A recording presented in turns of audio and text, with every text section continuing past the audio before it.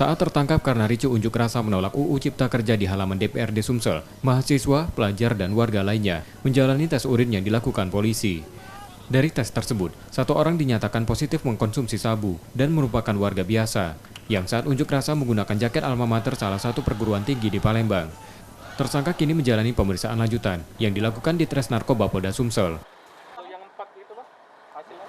Mereka nggak ngaku, cuman kan kita begitu mereka pada saat demo yang terakhir itu, kita mengamankan beberapa di antaranya adalah ada pelajar, kemudian mahasiswa, kemudian juga ada orang yang sudah bekerja.